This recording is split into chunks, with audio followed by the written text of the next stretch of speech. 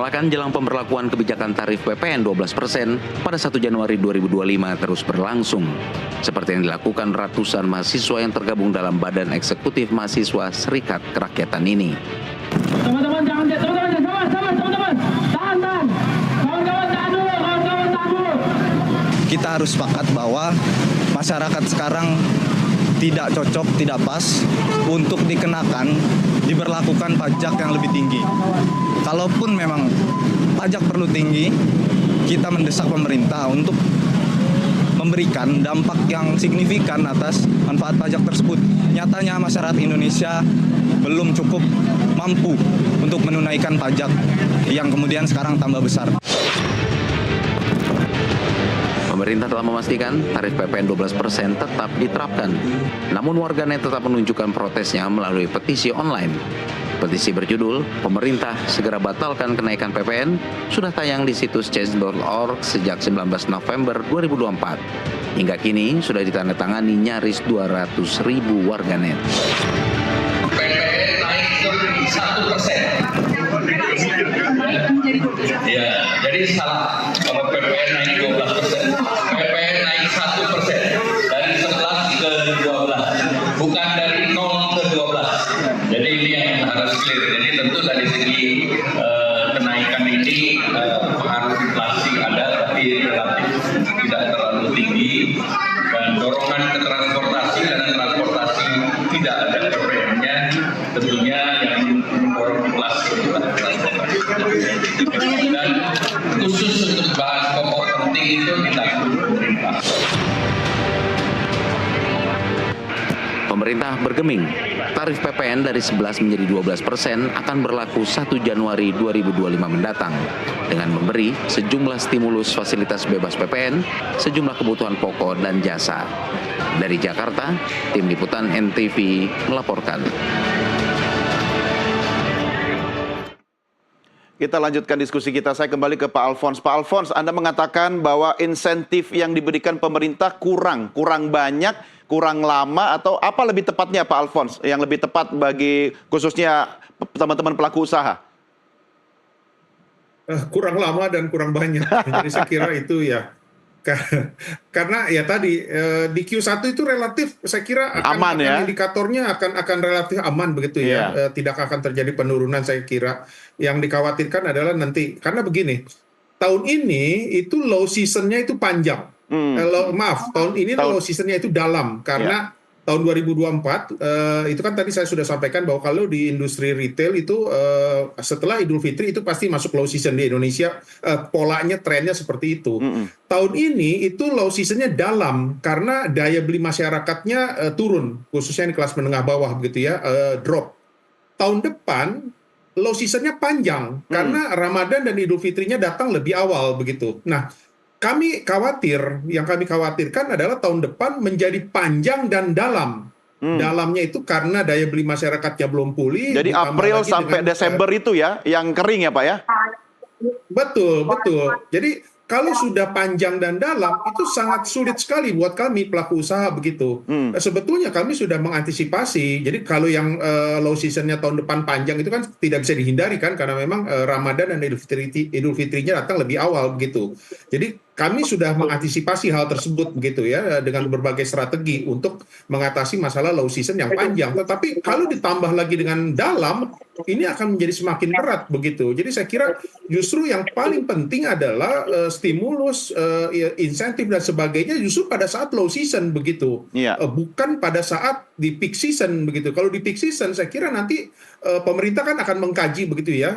Nah saya khawatir hasil pengkajiannya di Q1 itu akan oke-oke saja begitu karena memang kondisinya itu adalah peak season begitu.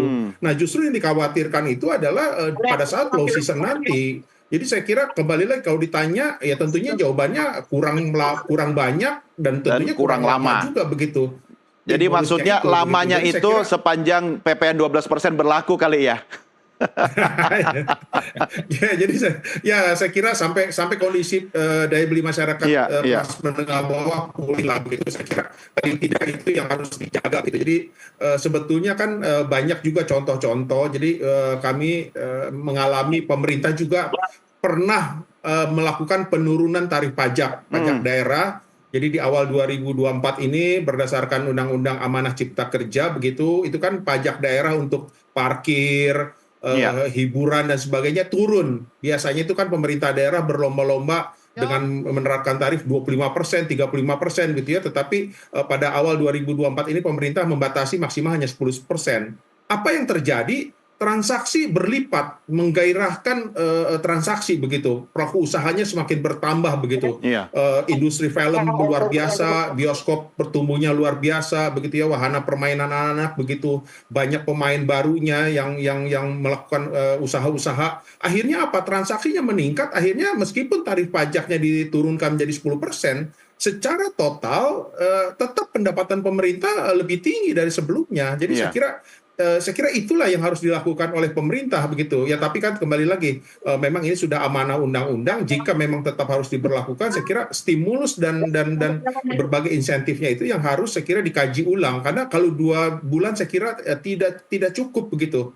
Bahkan kan sebetulnya ini ada beberapa perluasan cakupan pajak begitu ya, dari makanan minuman yang tadinya sebelumnya tidak kena pajak sekarang kena pajak, meskipun itu yang kelas premium begitu. Tetapi saya kira semua ini akan sedikit mengganggu semua transaksi di industri retail begitu. Dan kemudian juga beberapa kategori juga, termasuk salah satunya adalah UMP begitu kan. UMP dinaikkan sebetulnya kan dimaksudkan untuk mendorong daya beli masyarakat, tetapi dinaikkan tetapi juga dikenakan PPN 12% naik begitu. Jadi seakan-akan jadi kenaikannya tidak terlalu bermanfaat begitu. Jadi saya kira itu yang kami khawatirkan begitu. Baik.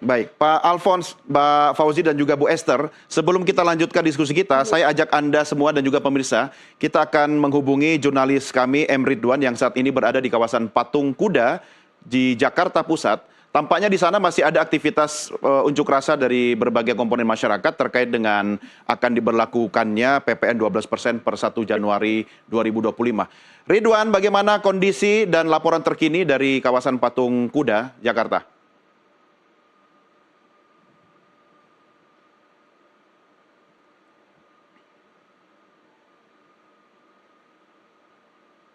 Ini masa unjuk rasa dari BMSI sedang melakukan aksi unjuk rasa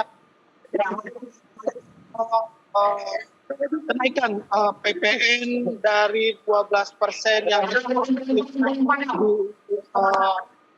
ditentukan oleh pemerintah. Ya, bisa saya kasih lihat saat ini pihak kepolisian sudah memblokade dengan yang sedang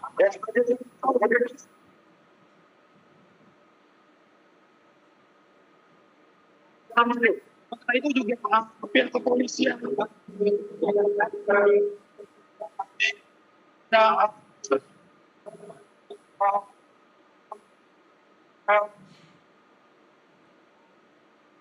masa pulang ke rumah. Masa sendiri pemerintah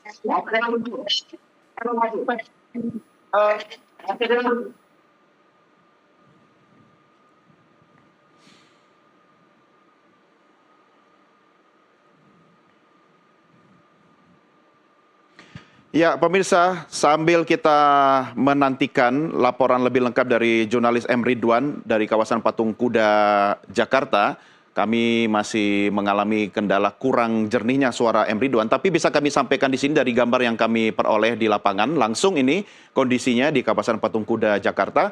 Memang berbagai komponen mahasiswa yang tergabung dalam Badan Eksekutif Mahasiswa dari beberapa perguruan tinggi masih melakukan aksi unjuk rasa terkait dengan kenaikan PPN 12%. Mereka menolak kenaikan PPN 12% ini yang rencananya akan diberlakukan pada tanggal 1 Januari 2025. Tampak dalam tayangan langsung kami, pemirsa, aparat kepolisian memang saat ini sudah menurunkan kendaraan water cannon untuk mendorong mundur rekan-rekan pengunjuk rasa yang berasal dari kalangan mahasiswa, Badan Eksekutif Mahasiswa. Memang seperti kita ketahui bahwa izin pelaksanaan aksi unjuk rasa itu maksimal pada pukul 18.00 waktu setempat. Namun hingga saat ini jam di studio menunjukkan pukul 19:07 waktu Indonesia Barat, tampaknya aksi unjuk rasa masih berlangsung sehingga aparat kepolisian menurunkan water cannon dengan upaya untuk membubarkan massa yang masih saja berkumpul di kawasan Patung Kuda di Jakarta. Kami masih menantikan laporan selanjutnya dari jurnalis M. Ridwan, dan kita berharap tentunya aksi unjuk rasa yang dilakukan oleh komponen mahasiswa ini berjalan dengan lancar, karena memang setiap warga negara berhak untuk menyampaikan pendapatnya. Oh ya, tampaknya juga dari gambar terlihat suasana di kawasan Patung Kuda sepertinya hujan gerimis, ditambah dengan semprotan water cannon yang baru saja kemudian dilepaskan oleh aparat kepolisian.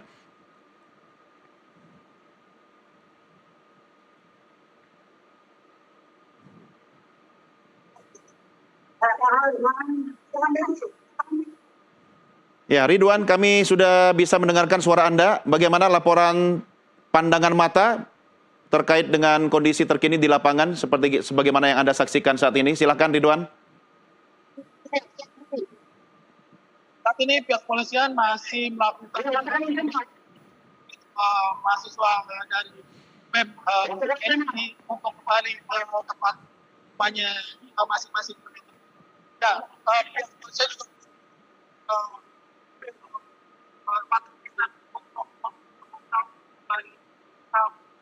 masa juga sebenarnya tidak mau meninggalkan tempat aksi sampai mereka di. Iya, baik. Ya, baik. Ridwan masih terus melaporkan langsung dari kawasan Patung Kuda Jakarta sambil kita menantikan perkembangan berikutnya. Mudah-mudahan aksi unjuk rasa ini berlangsung dengan aman dan bisa diselesaikan dengan baik. Saya kembali ke narasumber kita. Saya sedang berbincang dengan Wakil Ketua Komisi 11 DPR RI, Fauzi Amro, kemudian Ketua Umum Asosiasi Pengelola Pusat Belanja Indonesia, Alfonsus Wijaya, dan juga Direktur Eksekutif Indef, Esther Sri Astuti. Pak Fauzi, ini nampaknya teman-teman mahasiswa masih gemes dan gregetan. Apakah ada upaya politik yang mungkin bisa dilakukan oleh Pak Fauzi dan DPR, khususnya mengajak pemerintah duduk bareng, bukan membatalkan Pak Fauzi, tapi saya pinjam statement Pak Alfons dan Bu Esther, ya ditunda dululah barang 1 atau 10 tahun mungkin. Pak Fauzi. Ya, kami memahami ya setiap kebijakan itu pasti pro dan kontra. Nah, kami pengen adik-adik mahasiswa juga punya latar belakang intelektual yang tinggi, punya bisa berdialog. Kami membuka ruang-ruang dialog sehingga pemahaman tentang kenaikan PPN 12% ini bisa dipahami secara utuh, tidak dangkal, tidak setengah-setengah. Kami membuka ruang dialog kepada kawan-kawan mahasiswa, dan kami terbuka kapan saja di gedung DPR itu. Silakan ada rumah aspirasi atau ada badan aspirasi masyarakat yang siap menampung, dan kami akan berbicara kira-kira kalau dilakukan penundaan seperti apa, kalau dijalankan juga seperti apa.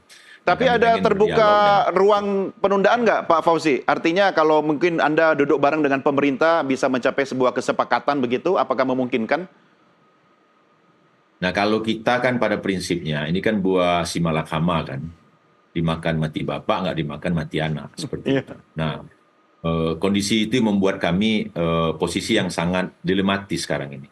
Kami, Partai Nasdem khususnya, dan kawan-kawan DPR mayoritas itu mendukung pemerintahan Pak Prabowo dengan Kim Plusnya. Jadi posisi kami, posisi buah si malakama mungkin bisa dipahami juga oleh kawan-kawan semua, tapi kami juga yang sudah mengetuk, dan saya juga bagian dari menginisiasi Undang-Undang HPP ini, nggak mungkin kami membatali tiba-tiba seperti itu. Dan kami memang harus ada ruang-ruang dialog yang produktif, sehingga baik itu masyarakat, pemerintah, dan seluruh stakeholder juga memahami keinginan dan niat baik kami untuk melakukan penambahan pajak atau PPN 12% itu tidak bukan adalah untuk menaikkan tax ratio, mengurangi defisit, mengurangi hutang kita dari tahun ke tahun, dan memberikan ruang fiskal yang besar untuk program-program Pak Prabowo di masa-masa yang akan datang. Pak Prabowo pertama sudah menaikkan UMP. Yang kedua, sudah menghapus hapus kredit untuk pelaku usaha UMKM. Yang ketiga, Pak Prabowo sudah janjikan kenaikan para gaji guru seperti itu. Dan ini juga harus dipahami secara konseptual seperti itu, bahwa apa yang dilakukan oleh pemerintah, penaikan PPN 12% ini sudah mempertimbangkan hal-hal yang jauh ke depan, termasuk paket-paket kebijakan ekonomi, baik jangka pendek maupun jangka panjang. Seperti itu. Baik, Pak Fauzi. Kalau soal paham sih, saya pribadi juga paham, Pak. Beberapa waktu lalu juga saya masih zaman mahasiswa juga sama seperti teman-teman yang sekarang di Patung Kuda, ikut demo juga. Tapi dari perspektif Anda dan pemerintah, kami juga paham. Nah, sekarang PR-nya, Bu Esther. Saya mau tanyakan Bu Esther, dalam kondisi sekarang ini, dan pemerintah dalam tanda petik ngotot ya, untuk tetap PPN 12% berlaku per 1 Januari 2025, apakah perlu semacam pemerintah itu lebih kreatif lagi dalam menciptakan sebuah kebijakan, paling tidak kebijakan untuk bridging atau mengganjal, sampai kata Pak Alphonse tadi, masyarakat sudah bisa bernafas dengan baik. Bu Esther. Ya, sepakat Mas. Jadi kalau dalam teori ekonomi publik atau public finance ya, kita mengenalkan budget untuk pengeluaran dan budget untuk penerimaan negara. Nah, untuk bisa mengatasi defisit tadi, ya pertama generate income. Sebenarnya kalau kita bicara pajak, sebenarnya kan pajaknya bukan hanya PPN gitu kan, tetapi kita bisa generate pajak dari PPH misalnya, kemudian pajak aset gitu ya. Jadi dampaknya itu tidak terlalu luas gitu. Memang wajib pajaknya hanya segelintir ya, sedikit orang. Kalau PPH ya hampir semua ya. Tetapi di sini kita lihat kontribusi dari PPN ini kan terhadap tax revenue itu sudah 30% gitu kan. Sementara kalau kita lihat dari PPH itu kontribusinya masih 5%. Jadi mungkin bisa tarik PPH misalnya, PPN-nya nggak usah gitu kan. Nah itu yang pertama. Atau mungkin dari sisi pajak yang lain, katakanlah pajak aset, jadi hanya orang-orang super kaya saja yang dipajakin, wajib pajaknya lebih sedikit, tetapi tax revenue-nya yang diperoleh akan jauh lebih besar daripada ngurusin wajib pajak PPN yang banyak tapi kecil-kecil kan gitu. Itu juga bisa jadi alternatif. Nah, dari sisi belanja anggaran gitu ya, anggaran belanja rutin itu harus dipangkas gitu ya.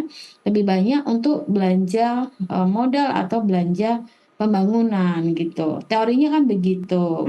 Nah, sehingga apakah pemerintah mau mengimplementasikan kebijakannya seperti itu atau tidak gitu. Bu Esther, Anda mengikuti juga kan pemberitaan beberapa waktu terakhir ini, pemerintah berusaha untuk kemudian memperketat ikat pinggang belanja pemerintah. Ya, salah satunya misalnya kunjungan dinas luar negeri itu diperketat. Mampukah itu kemudian untuk sebagai salah satu upaya atau kreativitas yang saya katakan tadi, Bu Esther? Ya, itu salah satunya. Jadi itu adalah salah satu cara untuk melakukan efisiensi anggaran gitu ya. Jadi kunjungan kerja ya ke luar negeri itu dipangkas gitu. Nah sekarang kan kita sudah menggunakan teknologi, bisa Zoom ya, bisa Skype. Jadi kalau kita lihat di negara-negara maju, saya tanya nih teman saya yang kerja di Kemente ya, misalnya di Belanda itu, apakah kamu pernah melakukan kunjungan kerja? Tidak gitu, jarang banget gitu. Kunjungannya pakai Zoom ya? Mereka mengandalkan teknologi gitu kan, mengandalkan teknologi. Jadi terus gimana caranya dapat datanya? Ya saya crawling data gitu kan. Terus saya kalau pengen meeting saya bisa menggunakan Skype ya, menggunakan Zoom, seperti itu sih. Ya, kalau misalnya gaji pejabat, Bu Esther, gaji menteri, kepala badan, lembaga, atau semua eselon 1 dan eselon 2 lah, itu kemudian dipangkas atau disedekahkan sedikit, atau diinvestasikan lah. Nanti kalau kondisi negara sudah oke, bagus, itu baru dirapel gitu. Itu bisa nggak sih? Ya, sebelum ke sana ini kabinetnya itu super gemoy gitu. Coba bayangkan wakil menteri dan menteri totalnya jumlahnya 107, belum lagi lembaga negara yang lain ya dan jabatan-jabatan publik yang lain. Jadi ini bukannya melakukan efisiensi untuk belanja rutin, tetapi malah lebih banyak lagi gitu kan anggarannya untuk belanja rutin. Nah, sementara untuk nutup defisit itu dan untuk belanja modal yang lainnya ya, belanja pembangunan itu rakyat dipajakin lebih tinggi, itu kan Ya. tidak fair Ya, gitu. baik. Apa yang Anda semua sampaikan malam ini sangat menarik ya. Sayang sekali tidak ada wakil pemerintah dalam diskusi kita malam ini. Tapi tentu kami akan lampirkan ini sebagai bahan usulan kepada pemerintah. Saya kembali ke Pak Alfons. Pak Alfons, kalau misalnya kreativitas itu sendiri digeser kepada Anda dan teman-teman pelaku usaha, misalnya bagaimana memberikan diskon bagi produk-produk retail dengan memanfaatkan stok barang yang ada sampai akhir tahun gitu, sehingga daya beli masyarakat tetap terjaga, pusat-pusat belanja juga tetap rame gitu, Pak Alfons. Ya, saya kira kalau tingkat kunjungan tidak akan berkurang. Jadi sampai dengan saat ini pun tingkat kunjungan meningkat, bertumbuh dibandingkan dengan tahun lalu, meskipun memang tidak terlalu signifikan begitu. Tetapi yang berubah adalah pola belanja masyarakat. Jadi sekarang itu masyarakat, khususnya yang kelas menengah bawah, lebih memilih barang-barang yang harga satuannya, yang unit price-nya itu murah, unit price-nya kecil begitu. Itulah yang terjadi sekarang begitu ya. Kunjungan, sekali lagi, kunjungan tidak berkurang, tetap meningkat begitu, tapi pola belanja yang berubah. Itulah makanya yang terjadi, beberapa teman-teman peritel yang jual produk-produk dengan harga satuan unit price-nya itu tinggi, itu banyak yang menutup gerai begitu. Jadi karena tren masyarakat seperti itu.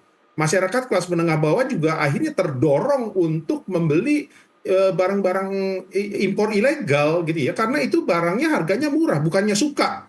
Mereka tidak suka barang impor ilegal, tetapi terpaksa membeli impor ilegal gitu. Jadi itulah yang terjadi, sehingga impor ilegalnya marak, akhirnya memukul juga industri manufaktur Indonesia. Jadi saya kira itu yang terjadi. Nah, ini yang dikhawatirkan oleh kami para pelaku usaha. Kami bisa saja memberikan diskon, memberikan promo-promo, itu yang kami lakukan. Dan sebetulnya itu adalah strategi kami juga untuk tahun depan, untuk mengatasi masalah low season yang panjang. Kami akan break di tengah-tengah itu dengan berbagai macam promo-promo. Tapi kan tidak sehat kalau itu harus dilakukan terus-menerus. Apalagi kami sangat berharap sebetulnya dengan kenaikan UMP ini bisa menaikkan daya beli masyarakat, tetapi sekarang ditambah lagi dengan PPN. Jadi artinya apa? Artinya beban pelaku usaha justru jadi bertambah. UMP-nya naik, daya beli masyarakatnya tidak tumbuh, transaksinya tidak meningkat, itu menjadi beban bagi pelaku usaha. Dalam jangka panjang, efeknya apa Pak bagi pengusaha? Saya kira banyak yang akan menutup usaha, saya kira akan mengurangi ekspansi dan sebagainya begitu. Nah, jangan dikira PPN itu kan hanya terhadap harga jual barang gitu, kan tidak, itu kan menaikkan harga produk begitu.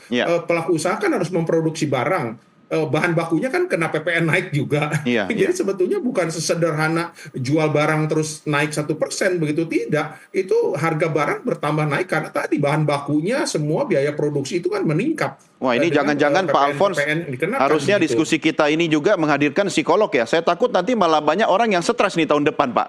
Termasuk keluarga. Oke, saya geser dulu. Saya kira, saya kembali ke Pak Fauzi dulu ya. Pak Fauzi. Ya, Pak Fauzi, ini sebenarnya di internal DPR sendiri kan tidak terlalu solid ini. Ternyata banyak juga fraksi-fraksi yang kemudian berbeda pendapat terkait dengan rencana kenaikan PPN 12% ini. Ya, bagaimana soliditas di parlemen itu sendiri, kemudian bisa mendukung, memberikan kekuatan kepada pemerintah, tapi ternyata di dalam juga masih ya main kaki kiri, kaki kanan ini, Pak Fauzi. Akankah ada angin yang berubah tahun depan, Pak? Enggak. Kalau praksi DPR itu sudah kembali ke jalan yang benar semua, Pak. Insya Allah itu kembali ke jalan yang benar semua. Ke jalan yang benar atau ke jalan yang lurus, Pak? Dua-duaan, Pak. Baik jalan lurus maupun jalan benar. Tidak ada paksi, tidak ada gesekan, kalaupun ya dinamika dikit-dikit biasa saja, Pak. Namanya ruang-ruang demokrasi itu kan. Tapi dari 8 praksi itu, terakhir praksi PDI Perjuangan akhirnya menyetujui dengan catatan-catatan, mitigasi risikonya dipertebal dan bila perlu dimasukkan dalam APBN, itu sudah diakomodasi. Tapi kami yakin 8 praksi yang ada di DPR RI mendukung semua kebijakan. Nasdem solid ya Pak ya?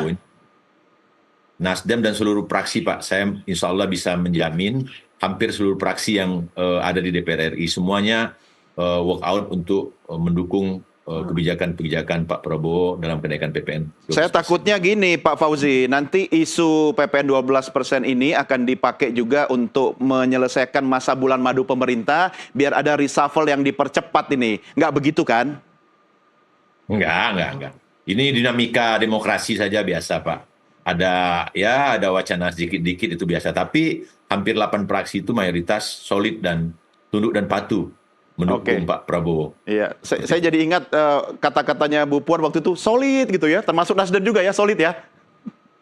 Solid, insya Allah solid. Oke. Baik, Bapak Ibu, kita lanjutkan diskusi kita di segmen berikutnya. Kita segera kembali, pemirsa tetap bersama kami NTV Prime Dialog segera kembali saat lagi.